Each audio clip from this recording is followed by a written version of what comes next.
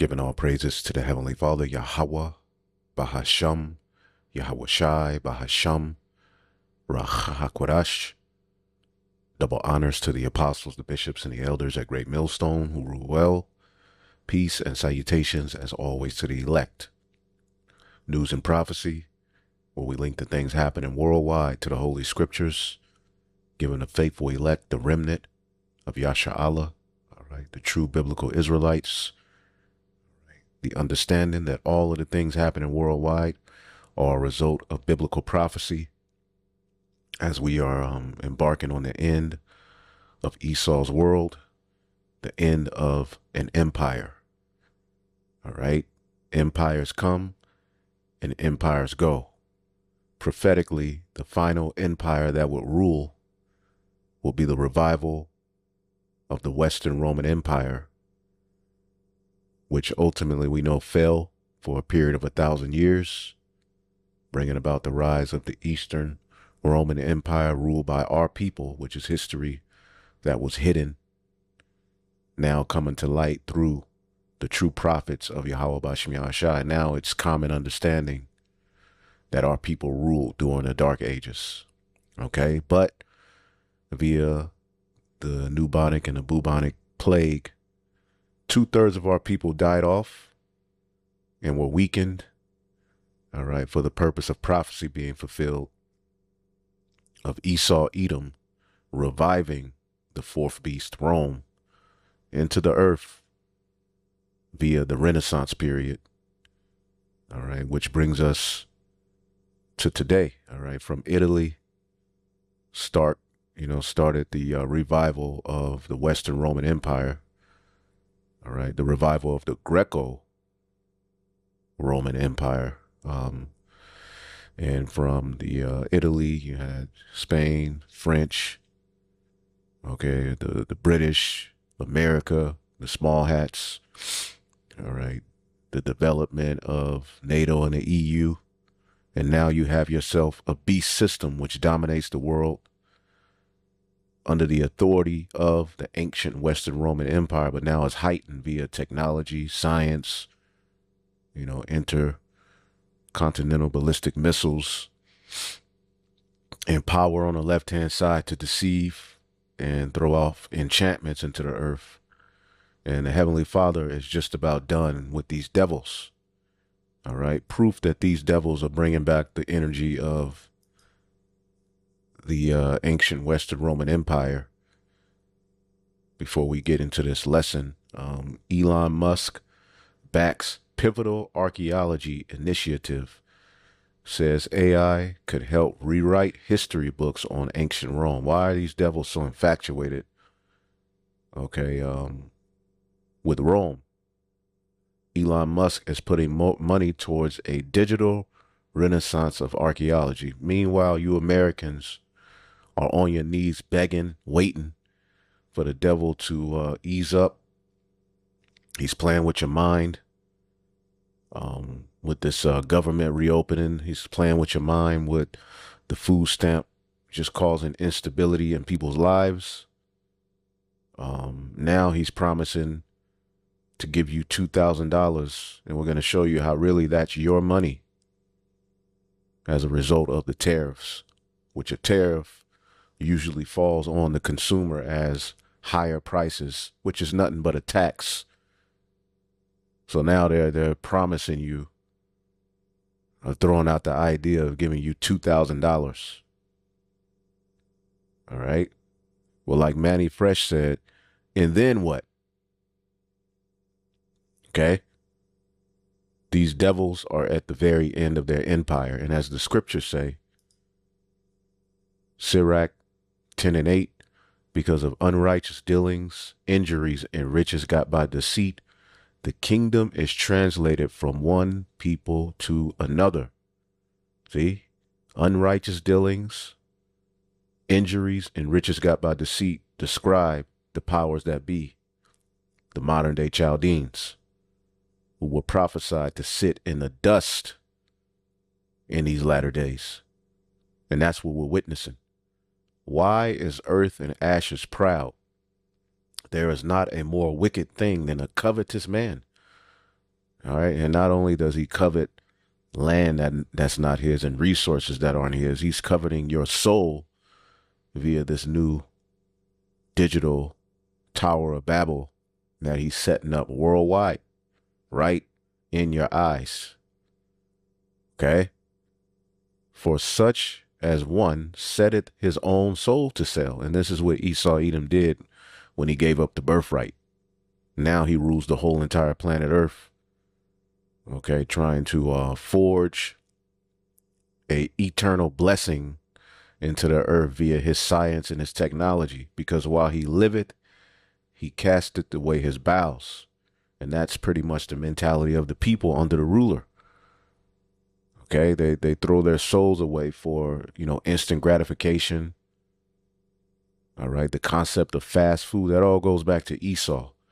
His spirit has not led to righteousness being spread in the earth. It's led to a bunch of proud, self-destructive monsters,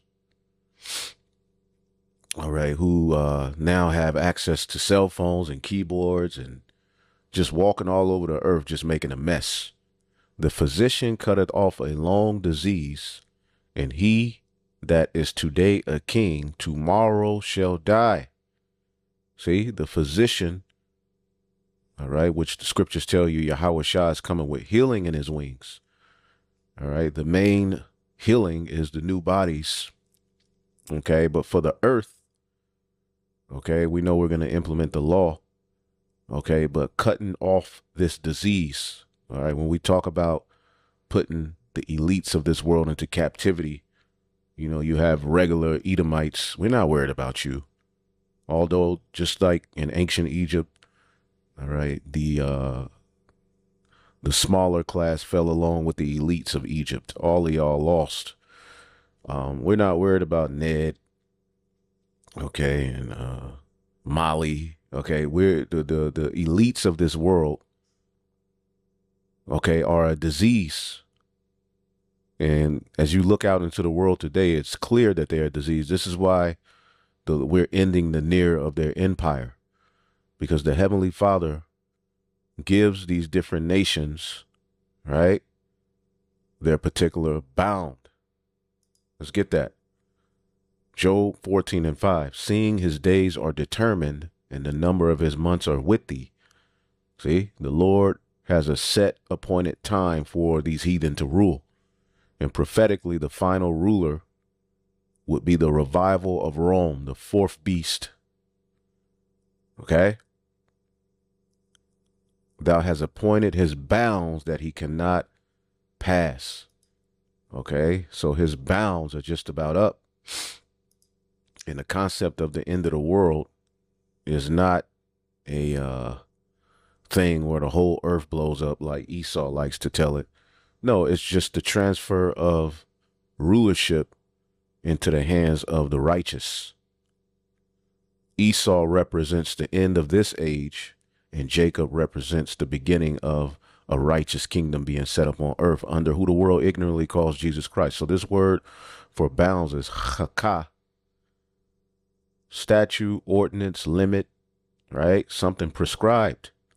So the Lord, all right, as you have a group, ISUPK saying that there's no such thing as predestination, the Lord has prescribed through his word how long empires would be on top and when they would fall.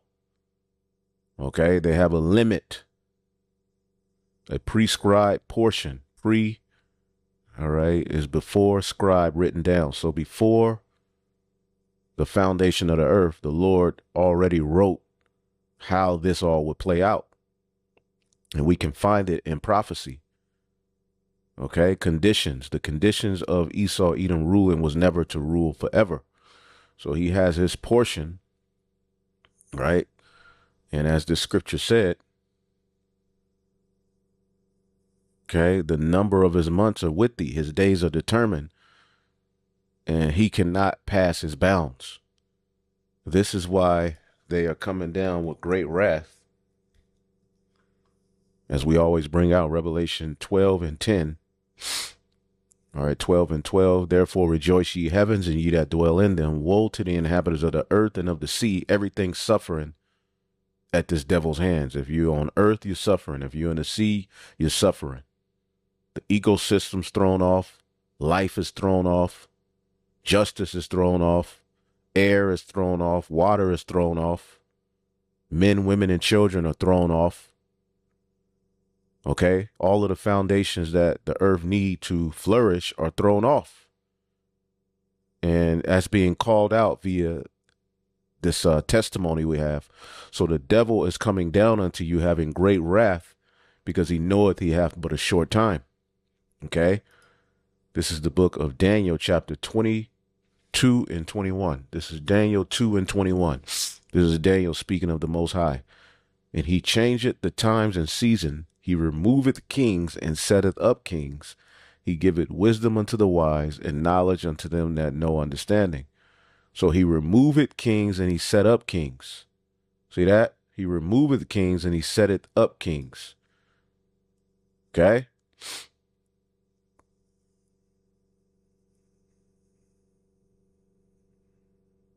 Psalm 75 and 5, lift up not your horns on high, speak not with a stiff neck, for promotion cometh neither from east, nor from west, nor from south. Okay?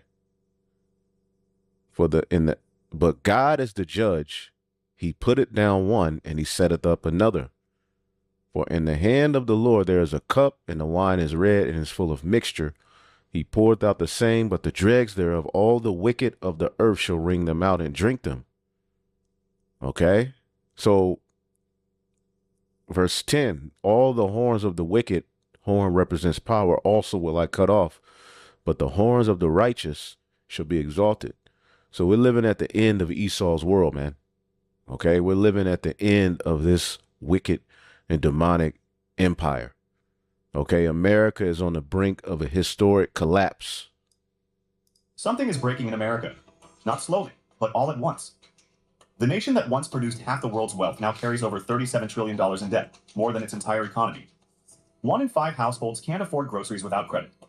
The middle class that built skyscrapers in suburbs is vanishing, while the thick clay, the debt, which is biting him in the ass. And this has been the fate of most empires, especially when you deal with this beast system, the Spanish, the French. Okay, it was always a strong currency. Okay, ancient Rome. Okay, we're witnessing history repeat itself, but America is on the brink of a historic collapse. Let's get that in the book of Habakkuk, chapter 2. Okay. Habakkuk chapter 2 and 5, yea, also because he transgressed by wine, his philosophy, his science, all right, his pseudoscience, that is, right, his technology, which that's his religion, transhumanism, you know, making his own version of fruit, you know, air, water, human, hijacking sex, you know, creating, you know, robots to be surrogate mothers instead of just letting men and women, you know, right? You look on the internet and all you see is a gender war, okay, which some of the things need to be heard, but overall, there's a gender war. Okay, what empire could afford itself when men and women don't get along, and all they do is just get on the internet and argue back and forth with one another? It destroys relationships. It destroys life itself. You fill the men's head full of poison. You fill fill the women's minds with poison. We're living in a situation that must be corrected by divine intervention.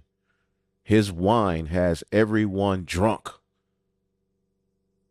Okay, it's to the point where it cannot be fixed by, all right, just saying, okay, we need to stop. No, the Lord, with all of these empires, there was a point where he said enough is enough.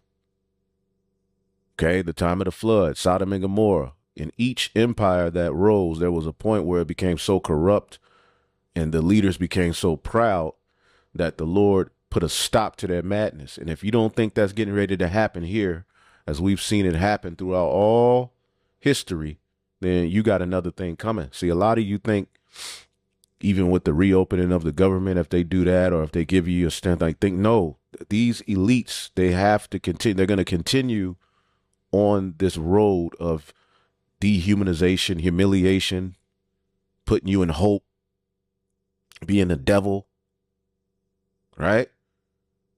He is a proud man, neither keepeth at home, who enlargeth his desire as hell and is as death and cannot be satisfied. He will not stop until he has your soul on a digital grid and everybody microchipped.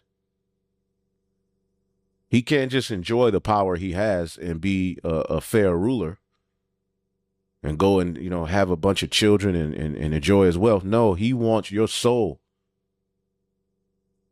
Meanwhile, he wants to sleep with a little boy. Okay, a trillionaire, all right, who gets off because, you know, sex, you know, with these devils, it comes a point where regular sex is not enough. See, and that's the spirit that has been passed on to you Israelites via following this man's wicked way. You've become degenerate, just like them. Okay, running trains, sleeping with animals, sleeping with the same sex. Okay, these are things that now plague Jake. You're the face of it. But who are you mimicking when you do all of these things? The devil. Okay, Esau. But gathereth unto him all nations and heapeth unto him all people. He wants everything under his control. And because freedoms have been a thing here in America, they're systematically breaking them down and putting you all in position of where you're going to be dependent on them. All right. With the economic woes, you're going to depend on him to give you some form of relief. That's what's being set up here with this $2,000 universal basic income test that they're getting ready to bring to you people. And we'll get to that. Shall not all these take up a parable against him? All of the nations are now taking up a parable against him and a taunting proverb against him, and particularly, all right, the West and the small hat. Everyone's looking at them sideways. Okay? When you look at all of the funding and the money that this devil is giving to these different countries and it's all small hat. Whether it be Argentina, a large small hat population, president's a small hat. Okay, which they try to take it off of his Wikipedia page because everybody's figuring these devils out. When it came to C-19 in 2020 and that fiasco, who was at the forefront of it? The small hat. Who benefited from it? The small hat. When Trump passed Operation Warp Speed, okay, these big pharma companies headed by the small hats benefited from, all right, accelerating, all right, VAXs to give to the people. That made their pockets fat. Meanwhile, you walking around with dinosaur DNA inside your ass. And I saw a comment from a believer who said before they, you know, knew good enough, they took one, you know. And, you know, for you believers, you know, who, you know, the Lord, you know, my thing is just get you some, first pray to Yahweh Bashim Shai, repent. All right. But get you, you know, find you some form of detox, but get pine needle tincture. Get you a pine needle tincture, which you can make that on your own. All you have to do is go on the internet, how to make pine needle tincture. You can Google, just type in how to make pine needle tincture because pine needles come from the earth. You can go get them yourself or you can buy them online, make a tincture out of that and take it every day because that's what people are using to detox, all right, the juice out of their body. Okay, but may the Lord be with you if you are sincere, truly calling on the names and you made that mistake. Okay, you know, all I can say is pray to Yahweh Bashim Shai find you some form of detox, get you some pine needle tincture. Okay. Which I made one for myself, right? And family, because guess what? You know, that's good. That's a high, you know, it's high in vitamin C. Is good for, you know, chest problems, getting sick, period. It's just good for you. So, and look up, there's people online talking about what they're doing to detox themselves, you know? So pray to Yahweh Bashim Yahushai and detox. But again, getting back to the point, Habakkuk 2:6, shall not all these take up a parable against him and a taunting proverb against him and say, woe to him that increaseth in that which is not his. All right. He's gotten rich with other men's money. Okay. Through unjust weights and balances. All right. This, you know, fractional reserve banking system. Okay. Which eventually you lose because of your own greed. Eventually a system like this will explode and implode on itself. Woe to him that increaseth in that which is not his, how long? And to him that ladeth himself with thick clay. Thick clay speaks to debt, which is one of the biggest issues with this kingdom. And it doesn't have to be this way. But you're living under the rule of a devil. Ibat Yat. Weight of pledges, heavy debts. See that? Unjust, all right, practices, man. Tents rise in their shadows. The dollar trembles, cities hollow out, and the world quietly turns away. This isn't just another downturn. It's a historic unraveling. Every sign, from collapsing tourism to soaring foreclosures, whispers the same truth. America is no longer unshakable. It's breaking. For decades, the American dollar was the foundation of global trust. Today, that trust is fracturing. The United States carries $37 trillion in national debt, and interest payments alone are now larger than the entire defense budget. Every minute, the nation adds nearly $120 million in new debt, a ticking clock echoing across Wall Street and Washington. The bond market, once America's safest asset, is now trembling, with foreign buyers quietly stepping back.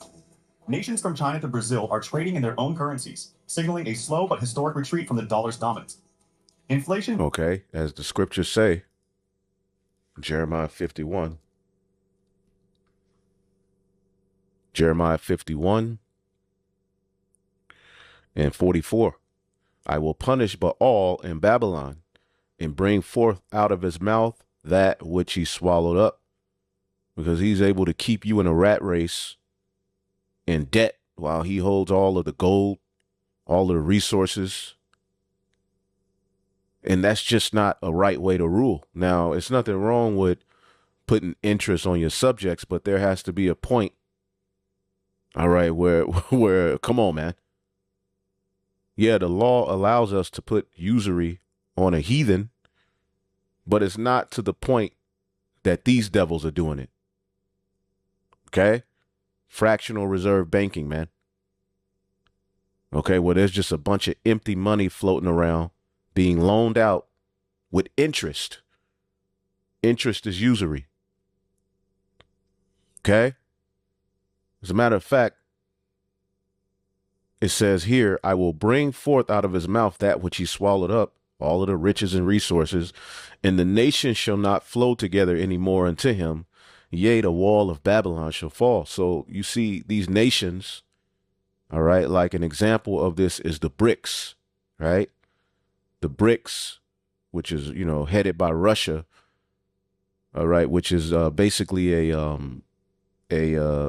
currency being created, which is going to be digital when it's all said and done, to trade and operate outside of the dollar, which the dollar reigns supreme. If you want to trade in oil, if you want coffee, if you want gold, you have to eventually deal with the dollar. Well, the dominance of the dollar is falling. The trust of it is not what it once was. America is not what it once was. The West is not what it once was. NATO is divided. The USSR is being formulated with even more countries aligning with Russia. Okay? So what we're witnessing is a shift as the elites are done with the concept of Babylon the Great in America being the dominant. Okay, your civil liberties, your rights, your ability to travel abroad, all of these things are getting ready to be hijacked for the purpose of the NWO and the elites fully honing in on Godhead on the earth. But the Lord is breaking it up. See? So the nations are no longer flowing through to Babylon as they used to. Babylon is what? Prophetically,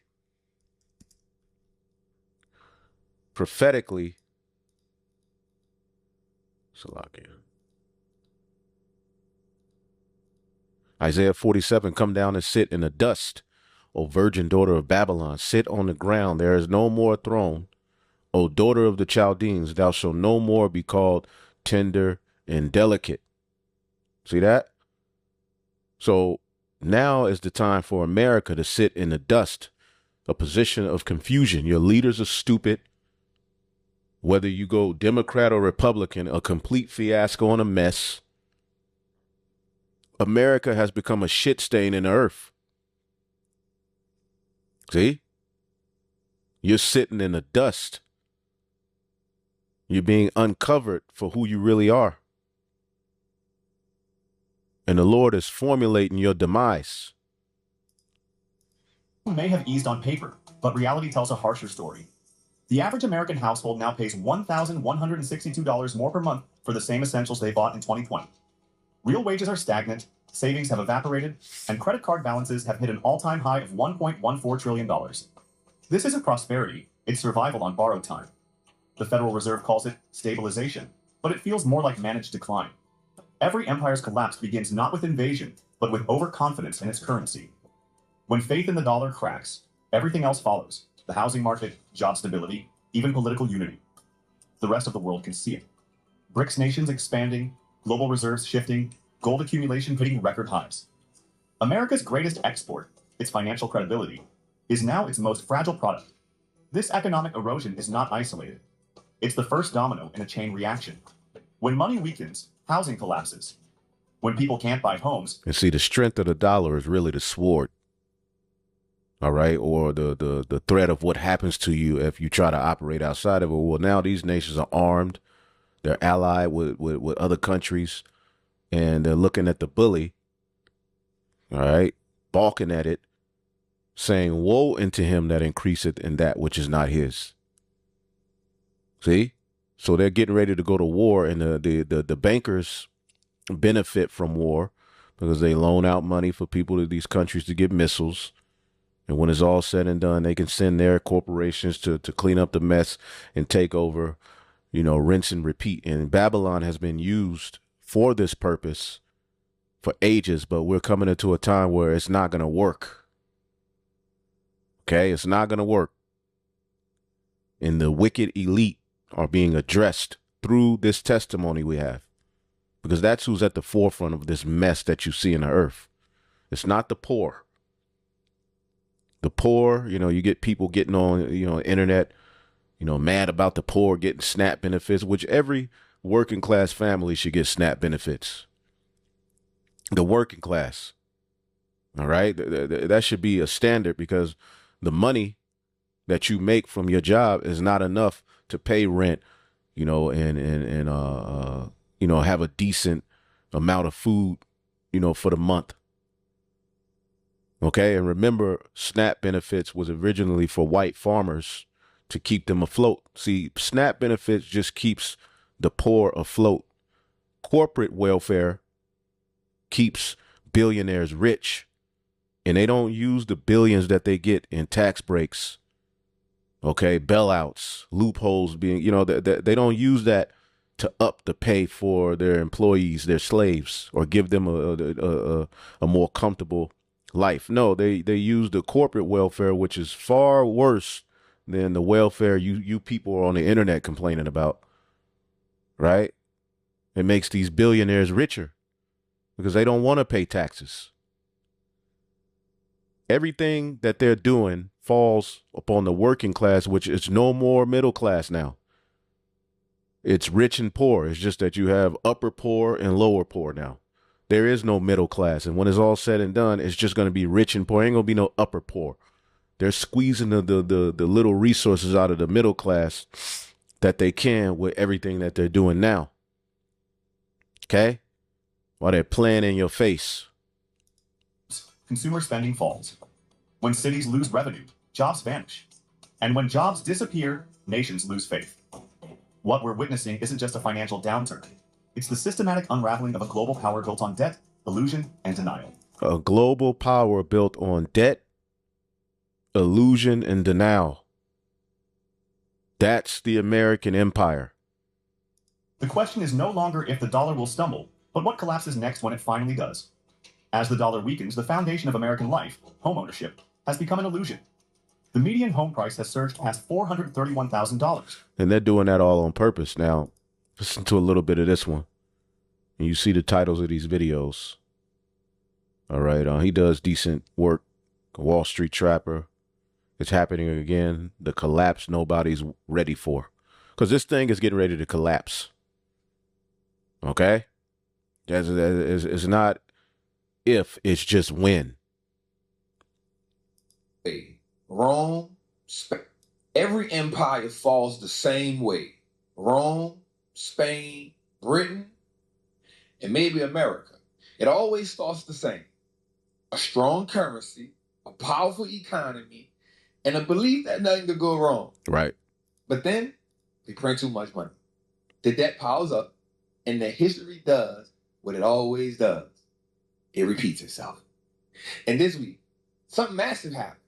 And I really want us to lock in. Amazon, Apple, Facebook, Meta, Google, they are the big dogs in the market. We just waiting on NVIDIA. These are the companies that define innovation in America. And they just sent the market a message. Not to mention, now we have OpenAI flirting with $1 trillion IPO. And the question now is, are you paying attention? Now, this week shook the market. But before we get into any of that, I need you to like, I need you to subscribe, and I need you to share this out. I need you to help me get at least 2,000 likes to help you just see the market a little different. This is not financial advice. So make sure you take the information that I get, that I think I need to be buying and be adding to the Robinhood portfolio. I looked in the last video, we start the next decade of wealth. All right, let's start with Apple, Amazon, Google. They soared through the market this week. I'm talking about they went crazy, right? Like we saw the market actually being dragged down because of Meta and because of Microsoft, right? So you could watch this video. What I really wanted to focus on was this, what he said in the beginning, because, you know, it's certain brothers into markets and all of that. You know, I tap into it a little bit, you know, but overall, you know, I just wanted to hear the first few seconds of this guy's video. This brother, you know. Every empire falls the same way. Rome, Spain, Britain, and maybe America. It always starts the same. A strong currency, a powerful economy, and a belief that nothing could go wrong. But then they print too much money. Right. And that happened in ancient Rome. The denarius became what? Tainted with lesser metals. You had inflation. You had shrinkflation. And you had eventually moral decay and collapse. Okay? So everything, all right, is getting worse for Babylon the Great.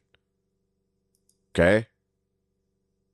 Now you see Elon Musk says Optimus robot will replace jobs and enable universal, all right, income. We told you that these devils were bringing it here. Okay? And the scriptures tell you, let's get that in Sirach, Sirach, the 13th chapter, or the 12th chapter. Okay? And see, these unjust weights, all right, and practices by the elites are going to be addressed by the Heavenly Father. James 5:1. Go to now, ye rich men, weep and howl for your miseries that shall come upon you. Your riches are corrupted and your garments are moth-eaten. Your gold and silver is cankered, and the rust of them shall be a witness against you, right? And shall eat your flesh as if it were fire. Ye have heaped treasure together for the last days. So your gold and silver is cankered, kanks. All right, like them two Edomite women called Trump kanks, because he got them swollen ankles, and now they talking about making America healthy again. But as we'll show you, if the time permits, you know, they're flipping on all of their promises. NLT, your gold and silver has become worthless. Your wealth you were counting on will eat away your flesh like it was fire. This treasure you have accumulated will stand as evidence against you in the last days of judgment. So the wealth gap, the resources that they have, all right, while everyone's is running in this rat race, will be a witness against them for judgment. Because these people are sick. When you deal with the elites of this world, they're sick. As a matter of fact, let's play some of this. Chris Hedges, which he's rubbed elbows with these elites. He comes from a rich family background, but he's one who said, I started to pull back and look at everything, and he's out, all right, as one fulfilling a prophecy where their own tongue is falling on themselves. It's called Chris Hedges, The Warped Psychology of the Rich. The rich are different from us, F. Scott Fitzgerald is said to have remarked to Ernest Hemingway, to which Hemingway allegedly replied, yes, they have more money. The exchange, although it never actually took place, sums up a wisdom Fitzgerald had that eluded Hemingway. The rich are different. The cocoon of wealth and privilege permits the rich to turn those around them into compliant workers, hangers-on, servants, flatterers, and sycophants. Wealth breeds, as Fitzgerald illustrated in The Great Gatsby in a short story, The Rich Boy, a class of people for whom human beings are disposable commodities. Colleagues, associates, employees, kitchen staff, servants. They look at human beings as disposable commodities. Okay? What's that in the book of Habakkuk? Right? Habakkuk 1 and 13. Are thou not of purer eyes to behold evil, and can't look on iniquity? Why then do you look upon them that deal treacherously, and holdest thy tongue when the wicked devour the man that is more righteous than he? As the scriptures say, what's that in the book of, is that Ecclesiastes?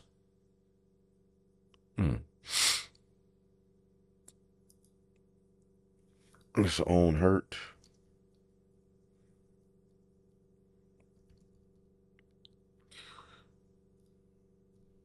See, the way you devils have ruled, this is the book of Ecclesiastes 8 and 9. All this have I seen and applied my heart unto every work that is done under the sun.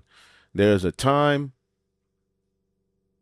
when one man ruleth over another unto his own hurt. See? Into his own hurt. There's a time when one rules over another and does so much wickedness that it becomes to his own hurt. Okay? Ecclesiastes 5 and 8. If thou seest the oppression of the poor and violent perverting of judgment and justice in the province, marvel not at the matter. For he that is higher than the highest regardeth, and there be higher than they. There is a sore evil which I have seen under the sun, namely riches kept for the owners thereof to their hurt. To their hurt. Okay, Esau has done so much wickedness, is getting ready to work against him. Okay? This is what they do, the Chaldeans. Habakkuk verse 1 and 14. And maketh men as the fishes of the sea and creeping things that have no rule over them. This is how they treat humans, as fishes in the sea. Throwing out, traps for them. Okay? Creeping things. They look at you as roaches, cattle, worms. Okay? They don't regard God-given rights and humanity. There's a way to rule over people, all right, but still be just. He hasn't been that example. They take all of them up with an angle, whatever they throw out there, All right, just like this $2,000 we're going to discuss. They catch them in their net. They gather them in their drag. Therefore, they rejoice and are glad. See, they rejoice when they catch these people up with all of their lies, their politics, okay, their promises. Therefore, they sacrifice into their net these different gods and goddesses and burn incense into their drag, whatever enchantment works, because by them their portion is fat and their meat plenteous. Shall they therefore empty their net and not spare continually to slay the nations? Habakkuk is asking, is there going to be an end to this? And then the Lord gives him a vision of the nation he's going to end it through. All right, which are going to do what the ancient Chaldeans did, but on a whole higher level. Gardeners, tutors, personal trainers, even friends and family bend to the whims of the wealthy. Associates, employees, kitchens, human beings are disposable commodities. Colleagues, associates, employees, kitchen staff, servants, gardeners, tutors, personal trainers, even friends and family bend to the whims of the wealthy or disappear. Once oligarchs achieve unchecked economic and political power as they have in the United States, the citizens too become disposable. Public faith. Now, what is an oligarch? We hear that word all the time. Let's just look it up. What is an oligarch?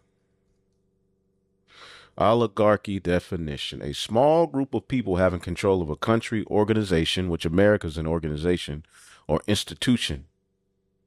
Okay? So,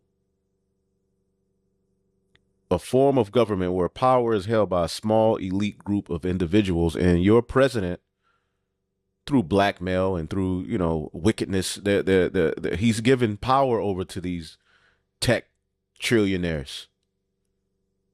So the agenda of the world going forward is in the hands of technocrats, transhumanists, scientists, pseudoscientists at that. Okay? And they don't have, they're not normal people. Their psychology is thrown off. They're crazy. Okay? But Jake is sitting up here arguing back and forth about eating meat from the halal mark. That's going to be the least of your problems real soon, buddy. Which that same nigga is on camera promoting In-N-Out Burger. Which that arc that here in this whole company is, you see that 1948 on there? It's supposed to be the Christian nationalist. This is food sacrificed to idols. Although what he brought out of this bag was not from In-N-Out Burger, which he's lying on camera. But just to show you the hypocrisy, I don't know. I wanted to do a video on how on the hypocrisy of this guy. But these niggas are just complete children. Meanwhile, the wicked elite are planning on doing some devious, demonic work on the earth. So the oligarchic class bears little resemblance to the private face. I, like Fitzgerald, was thrown into the embrace of the upper crust when young. I was shipped off as a scholarship student at the age of 10 to an exclusive New England boarding school. I had classmates whose fathers they rarely saw, arrived at the school in their limousines, accompanied by personal photographers and at times their mistresses, so the press could be fed images of rich and famous men playing the role of good fathers. I spent times in the homes of the ultra-rich and powerful, watching my classmates, with children, callously order around men and women who worked as their chauffeurs, cooks, nannies, and servants. When the sons and daughters of the rich get into serious trouble, there are always lawyers, publicists, and political personages to protect them. George W. Bush's life, along with Donald Trump's, is a case study in the insidious affirmative action for the rich. The rich have a snobbish disdain for the poor despite well-publicized acts of philanthropy and the middle class. These lower classes are viewed as uncouth parasites, annoyances that have to be endured, at times placated, and always controlled in the quest to amass more power and money. My hatred of authority, along with my loathing for the pretensions, heartlessness, and sense of entitlement of the rich, comes from living among the privileged. It was a deeply unpleasant experience, but it exposed to me their insatiable selfishness and hedonism. I learned as a boy who were my enemies. The inability to grasp the pathology of our oligarchic rulers is one of our gravest faults. We have been blinded to the depravity of our ruling elite by the relentless propaganda of public relations firms that work on behalf of corporations and the rich. Compliant politicians, clueless entertainers, and our vapid corporate-funded popular culture, which You actually had a president candidate bring this nigga on stage.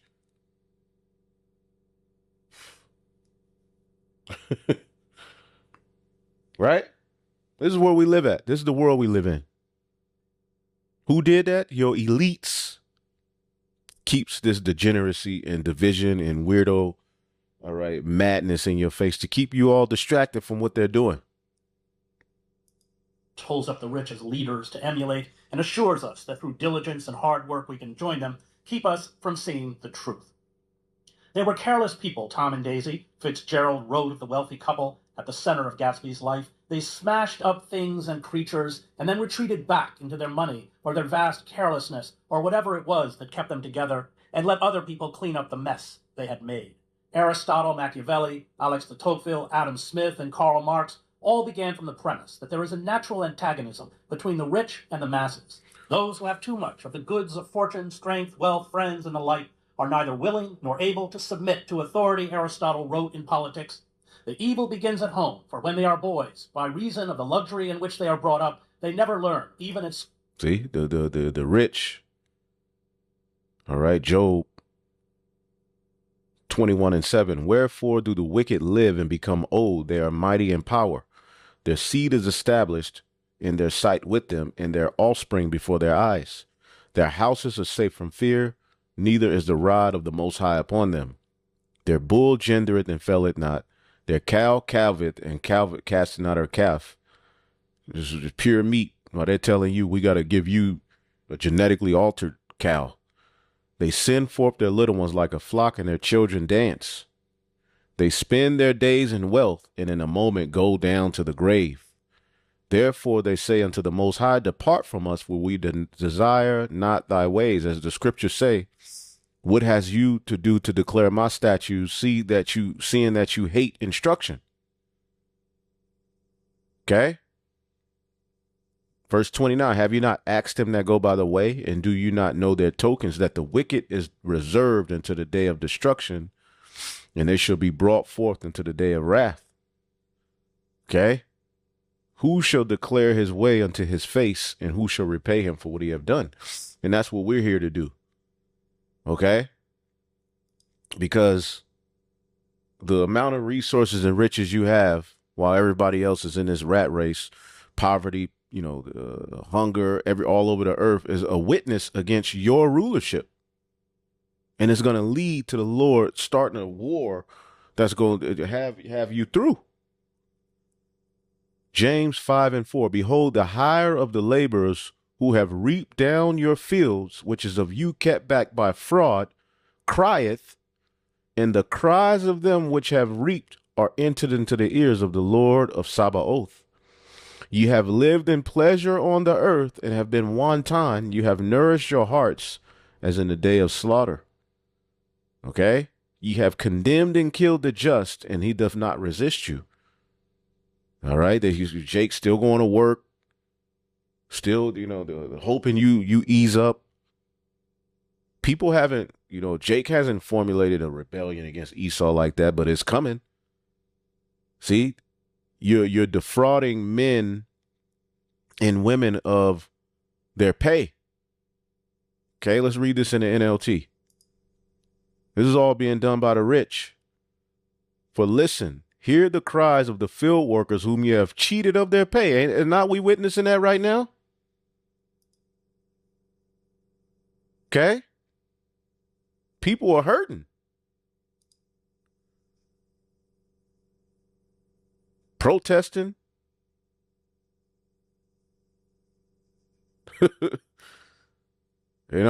Hurt, broke, complaining. All we got to do, all we got to do is just look it up. And I guarantee you there's videos of people complaining. Let's go here.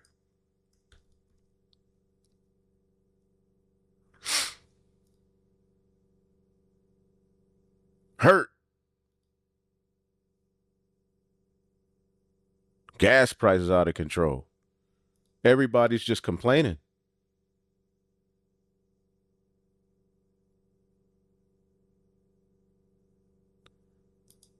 Y'all better stay off them damn planes. Talking about you going away for the holiday. You do know the government has been shut down for 37 days. And these people that work in those airports are not getting paid. Let me say that to you again. The people that work in the airports, government workers are not getting paid. So how the... Oh my gosh. What?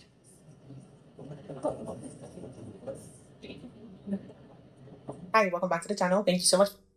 That thousands of flights could be canceled starting on Friday. So basically what's happening is airports across the country are seeing major staffing shortages when it comes to air traffic controllers, TSA workers. So the FAA has made the decision to cut the number of flights by 10% at 40 major airports across the country.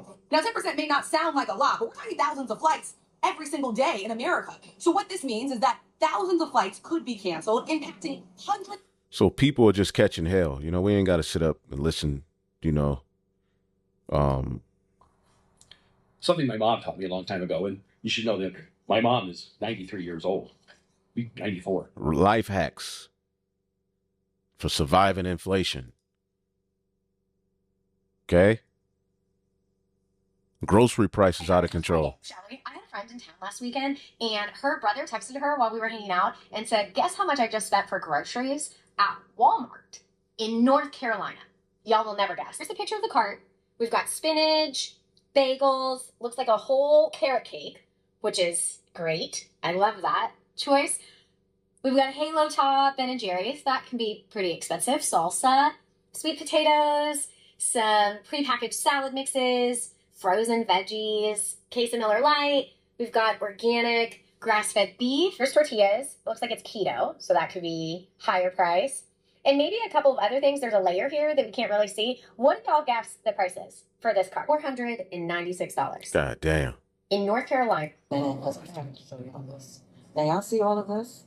Green peppers, yellow peppers, red peppers, broccoli. So that was expensive. And, you know, tariffs, you know, taxes, all, everything's, you know, falling on the working class. November 1st, 2025, first government-sanctioned Hunger Games. May the odds always be in your favor. The wealthy want us to beg them for laboratory meat and roach milk until we're priced out of those as well. Okay? Record profits while people struggle. This is Hunger Games 2.0. So, it doesn't have to be like this. It isn't supposed to be like this. So people are kind of, you know, figuring out what's going on. Okay? Let's see what this. Welcome to Democracy Now! Democracy Night, a group of 7 Democratic senators ratified a deal with Republican senators to approve a bill to reopen the government and end the longest shutdown in U.S. history. The bill... And the damage is already done. And not everybody who was furloughed are going to get back pay. Okay? And I believe this funding is only for a particular amount of time, so it may be another shutdown in the future. Trump hanging out with the terrorists on Veterans Day is such a slap in the face. They're just murdering people. These devils are just, and we'll come back to this, but these devils are just on a, you know, they're defrauding you of your pay. Let's get that. Sirach 34:19. The Most High is not pleased with the offerings of the wicked, neither is he pacified for sin by the multitude of sacrifices. This sacrifice is getting ready to be rejected. Whoso bringeth an offering of goods of the poor does it as one that killeth the son before his father's eyes. Okay, and that's what he's doing, man. Playing with the poor. The bread of the needy is their life. He that defrauded him thereof is a man of blood. He that taketh away his neighbor's living slayeth him, and he that defrauded the labor of his hire is a bloodshedder. So this is what Esau Edom is doing. Now they're telling you, we're going to, you know, although robots are going to take all your jobs, we got a universal income that's going to help your ass. our business, and he made claims about what they will be able to accomplish. You know, people often talk about. Let's go all the way. Robotics, he said the robots will be bigger than the company's car business, and he made claims about what they will be able to accomplish. You know, people often talk about like eliminating poverty, giving everyone amazing medical care. Well, there's actually only one way to do that, and that's with Optimus Robot. With humanoid robots, you can actually give everyone amazing medical care. Musk didn't give a date for hitting those goals and talking about all that. Joining me now is Brett Winton, ARK Invest chief futurist, who spends a lot of time thinking about these future sort of possibilities. Brett, it's great to have you here. Of course, ARK is an investor in Tesla, and you guys were in favor of this pay package for Elon Musk.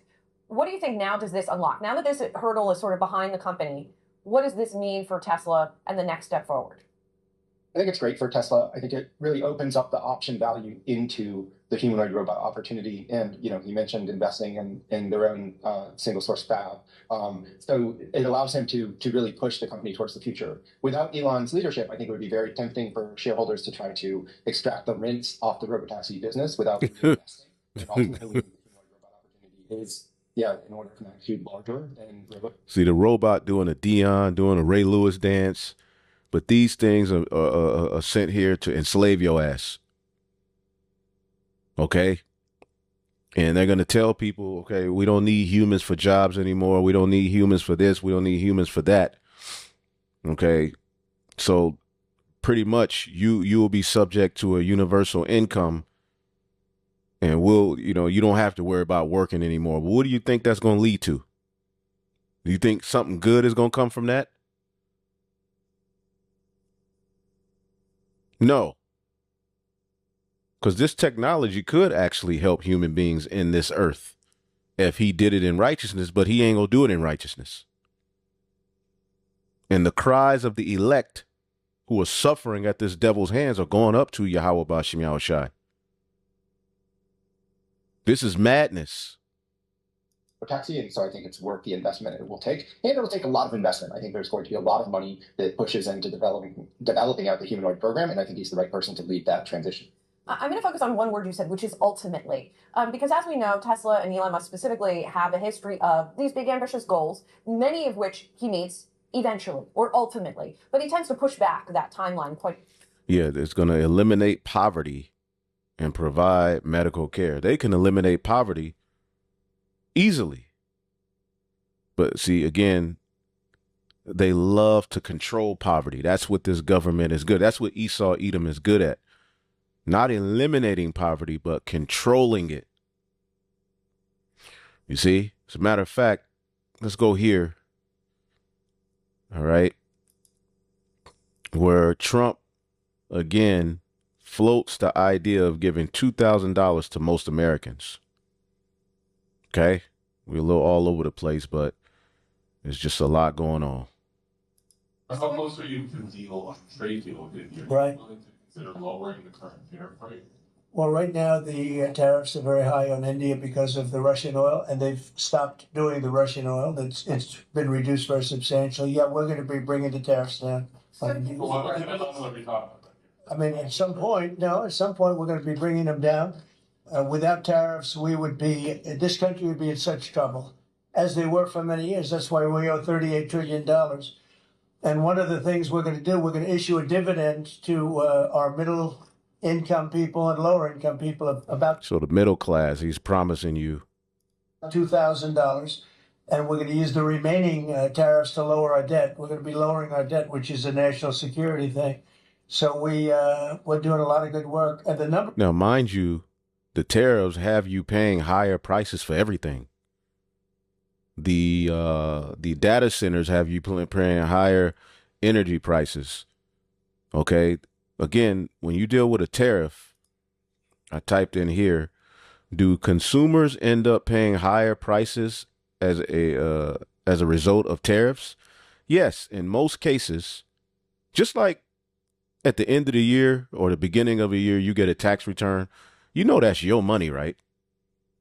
But you look at it as a sigh of relief. That's the same thing this is.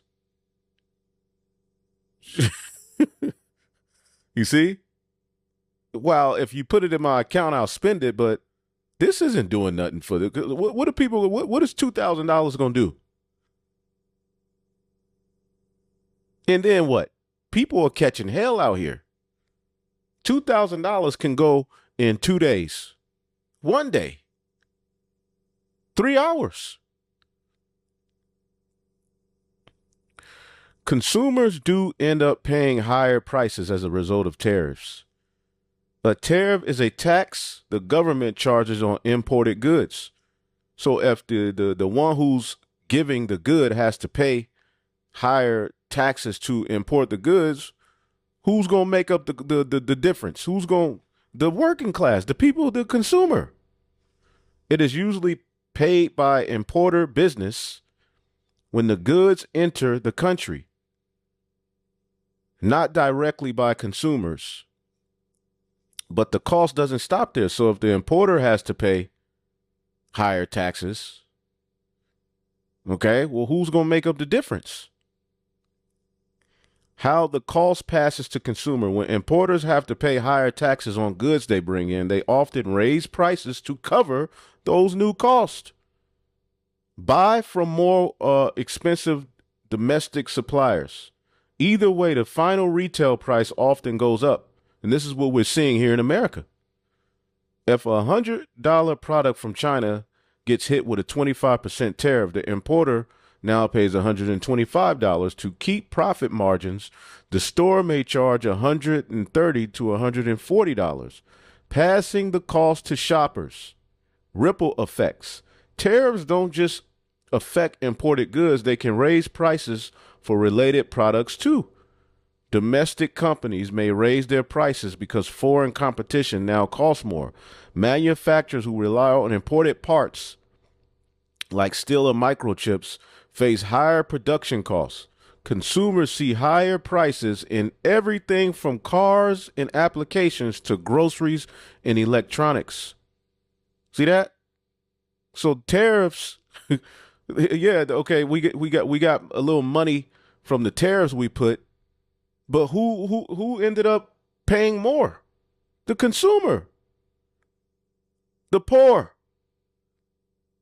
The poor have been catching all kind of hell with this administration. The working class, right? Ain't no middle class anymore. It's just the poor class. It's just within that you got upper poor, lower poor. Okay? Meanwhile, these corporations are just getting rich, balling out of control. Countries getting bailed out with billions of dollars. Israel getting billions of dollars.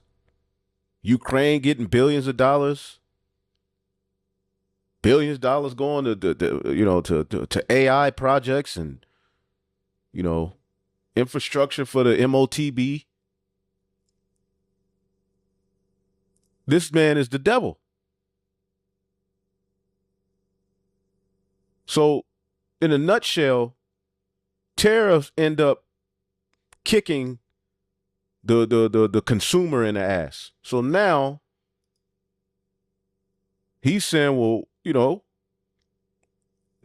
we'll give you $2,000 as a result of the tariffs, but really you're just getting back, what you've paid in higher prices. That's why we owe $38 trillion.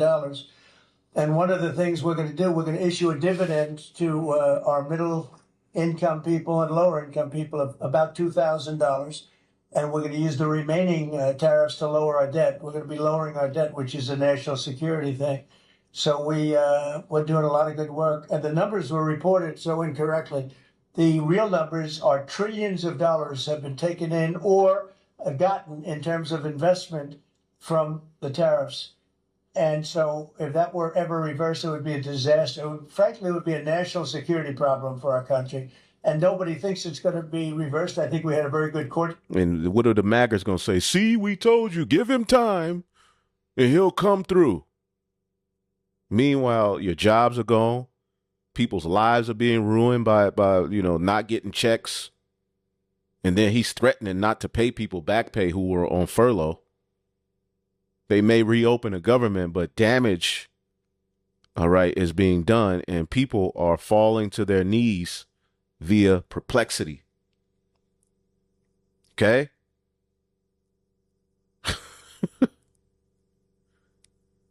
So Trump's going to give you $2,000 from out of tariff funding, which is money that you paid in. See, this person gets it. And due to the tariffs, the average family will pay $2,400 a year in increase on basic essentials. By midterms, you'll pay close to $5,000. So to get your vote, he's going to give you $2,000 of your own money back. The last time Trump gave the American people money, you paid that money back with interest at 10% over a 10-year window. Please explain to me where the logic is in this, except for the fact that he's buying your vote like he told you. He likes dumb people. They're easy to lead, so you're getting money back you paid and you're going to pay it back again with interest, real logical. So they tax you one way or another. Okay? Lying to the American people should be a crime. So people are waking up.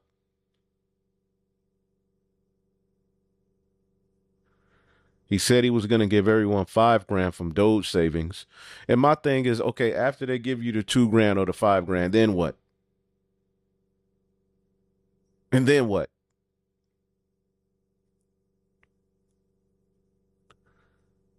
So we'll see. If it pops up in my account, cool. But we know that this place is gotta go, man.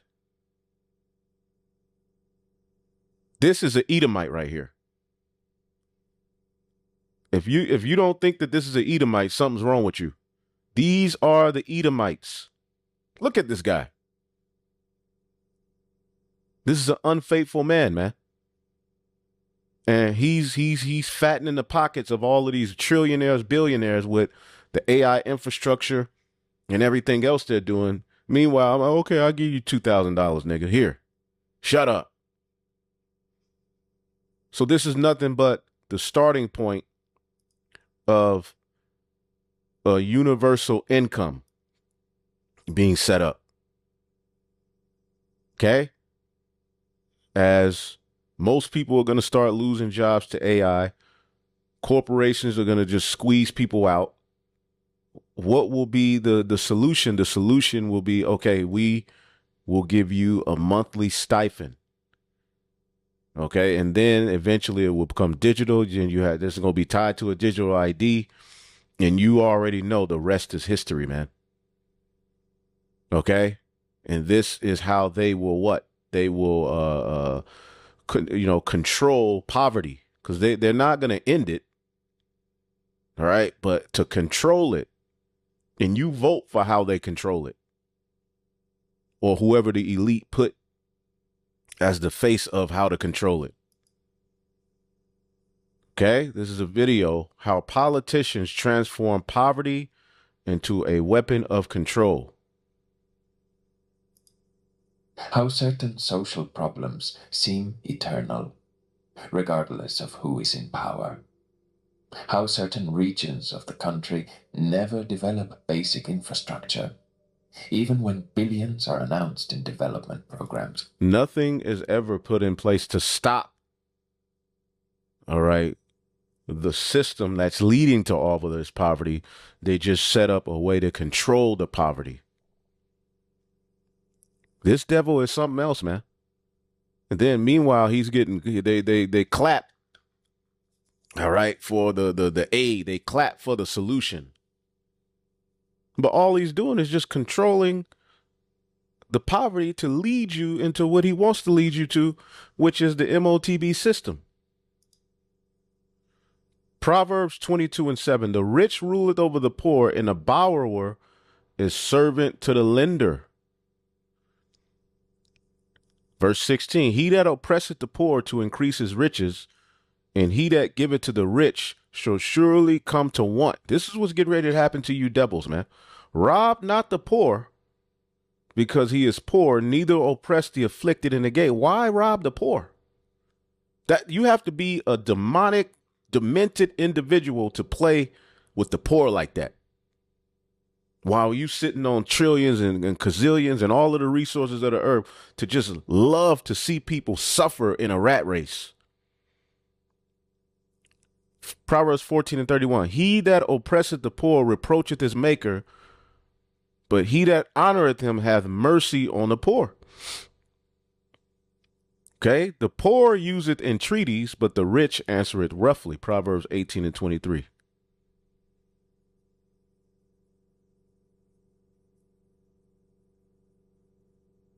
So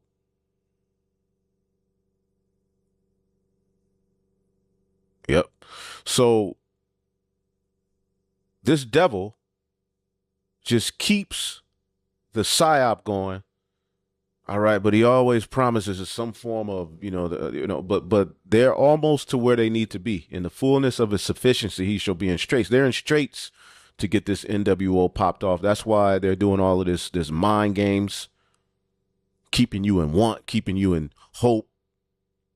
But again, they are the saviors. They're the ones that's going to save you from the problems they created.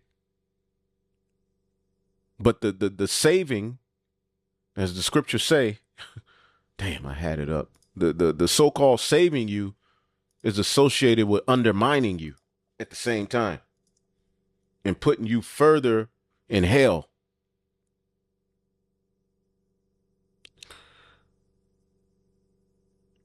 Sirach 12:15. For a while he will abide with thee, but if you begin to fall, he will not tarry. An enemy speaketh sweetly with his lips, but in his heart he imagineth how to throw thee in the pit. He will weep with his eyes, but if he find opportunity, he will not be satisfied with blood. If adversity come upon thee, thou shalt find him there first. Okay? We got a solution. Let's give him $2,000. Yay, we knew Trump.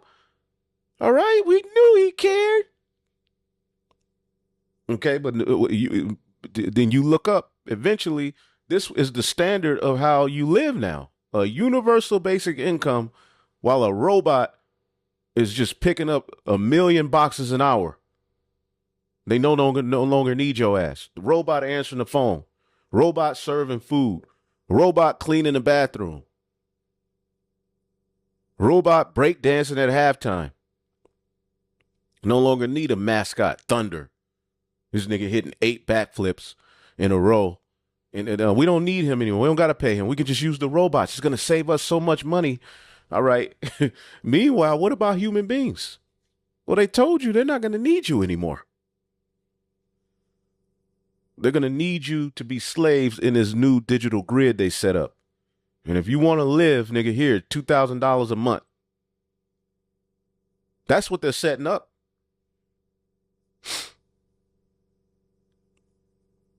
Okay? Inside the billionaire network shaping MAGA's post-Trump future. These billionaire technocrats are shaping your future right before your eyes, man. Meanwhile, they're controlling the poor and leading them into a system, all right, of the MOTB and bowing the knee to the image of Baal. These are not coincidences. They are symptoms of a system that needs poverty as much as it needs your votes. A system that thrives not on solving, but on the permanent management of misery. The permanent management of misery. That's all this $2,000 is.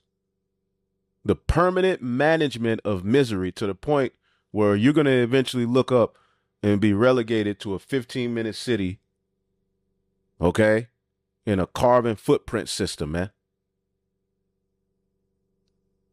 Woo! The man. Let's rewind it. Rewind selector. In suits planning misery. It is something more subtle and systemic. An arrangement where power perpetuates itself precisely by not solving fundamental problems, merely managing them. The cycle is perverse. Poverty generates dependency. Dependency generates votes. Votes generate power. Power maintains the system that generates poverty. All this while the official discourse promises exactly the opposite. The Chinese philosopher Sun Tzu, master of strategy, understood something similar when he said, The supreme art of war is to subdue the enemy without fighting. In the political arena, the supreme art of control is to keep the people submissive without them realizing they are being controlled. Have you noticed how certain neighborhoods remain forgotten for decades? How certain social problems seem eternal, regardless of who is in power? How certain regions of the country never develop basic infrastructure, even when billions are announced in development programs? These are not coincidences. They are symptoms of a system that needs poverty as much as it needs your votes. A system that thrives not on solving, but on the permanent management of misery. The administration of scarcity becomes more politically lucrative than its elimination. And see, the biblical laws that are going to be established in the earth would solve many of today's issues. That's what the throne of David offers, man. How would biblical laws fix many of today's problems, especially debt? Let's just exit that. Okay, and this is how I use, all right, so-called AI. All right, it's basically like now the rabbit has the gun, you know. As a wise person once told me. See, they have the riches and resources to fix a lot of the problems, but they don't do it. They just, you know, control the problem, all right, and keep you in hope of them being a savior. And they've taken away hope from the Lord. Mind you, we're on the earth while all of this famine and wickedness is happening. With the earth is full of the answers. The Bible gives not only religious laws, but economic, social, and moral laws meant to build a just, balanced society. If applied today, biblical laws would fix much of what we call modern crisis: debt, inequality, and moral decay. Man, I love the fall. Looking out the window. I love the fall, man. I love the earth. You know, it's just mismanaged. Biblical laws were built on balance, not greed. Deuteronomy 8:7-11. But the Lord thy God giveth thee into a good land. Thou shalt not forget the Lord thy God. The foundation of biblical economy was commitment and fairness. People were taught to labor honestly, lend with mercy, and remember the earth and the resources belong to the Most High, not corporations or banks. Debt laws. Okay, the year of release in Jubilee. At the end of the 7th year, thou shalt make a release. Every 7 year, all debts among Israelites were forgiven. This kept people from becoming permanent slaves to lenders and reset the economy. If we practice this today, it would end generational debt cycles, credit card bondage, and student loans, and predatory lending would collapse. Predatory capitalism. Okay? Capitalism is one thing, but predatory capitalism just takes it to a whole nother level, man, where you capitalize off of people's needs and wants and you know, the ability to make it in your system. Okay, you just put hell on people. Beware of thee, Deuteronomy 15:9. Beware that there be not a thought in thy wicked heart, and thine eye be evil against thy poor brother. God saw withholding mercy and lending as a sin. Okay, the Jubilee year, every 50th year. Proclaim liberty throughout the land to all the inhabitants thereof. All right, basically there was a point where you would become free from debt. Here, it's just continual. And then you die and they send your family a bill. Every 50th year, land returned to its original family owner. Debt and servitudes were canceled. No one could permanently lose their inheritance. This law stopped corporate monopolies and generational poverty. If modern national nations obeyed it, massive wealth gaps and housing foreclosures would end. It would restore equality, dignity, and rest to workers on the land. No interest on brothers, no usury. Thou shalt not lend usury upon thy brother. All right. Now, we weren't supposed to put usury on Israelites, which is interest, but we can put usury on the heathen, but it was with balance. Charging interest to a fellow Israelite was forbidden. Money was to serve community needs, not profit off desperation. Imagine if modern banks operated this way. Housing, education, and business loans would not enslave people for decades. Proverbs 11:1, a false balance is an abomination to the Lord. Deuteronomy 25:13, thou shalt not have any bag in diverse weights. Biblical markets demanded honest pricing and fair measurement. See? Today's inflation, hidden fees, deceptive advertisement, even when you open up a bank account, pretty much within fine print, within the contract, they have the right to seize your money in place of a crisis. You don't know it. But this is why a lot of people are waking up to empty accounts. This thing is getting ready to get crazy. Why? Because, again, Salakia is a little long, but it's strong, right? Isaiah 24.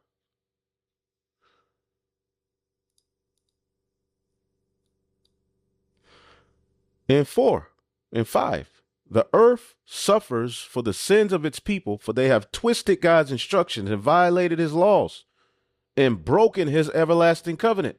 See that?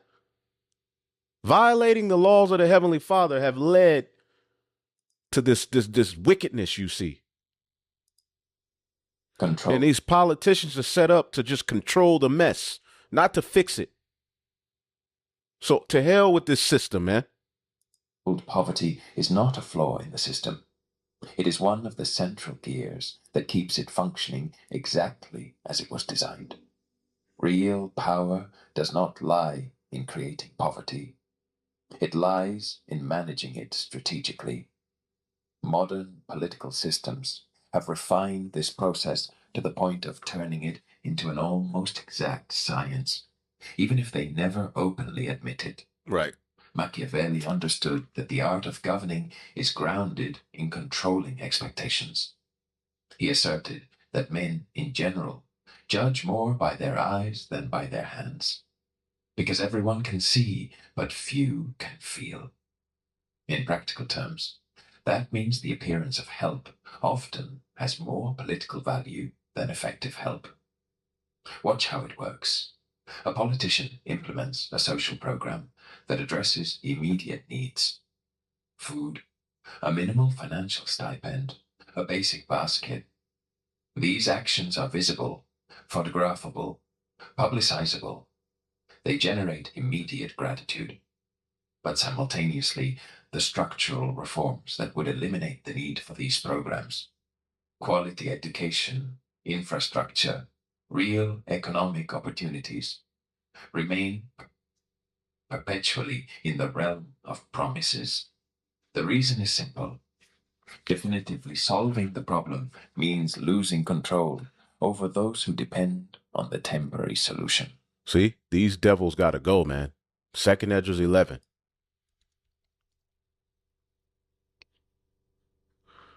Second Esdras 11, speaking to this fourth beast, which has been revived. Verse 41, for thou hast not judged the earth with truth, for thou hast afflicted the meek, thou hast hurt the peaceable, thou hast loved liars and destroyed the dwellings of them that brought forth fruit. Now you in Sudan, now you in Nigeria, now you in Venezuela. Over 100+ conflicts he's in worldwide. He just don't stop, and has cast down the walls of such as did thee no harm. And Rome did this in a region of the earth. This modern day Rome is doing it worldwide. Therefore is thy wrongful dealing come up to the highest, and thy pride unto the mighty. It is mathematically more advantageous for the politician to distribute basic baskets for 20 years than to create a system in which people no longer need them after 5. The dependency cycle works like this. First, create policies that offer immediate relief, but not autonomy. Second, personalize the aid, associating it with the politician's figure, not the citizen's right. See? And that's what this whole UBI is all about.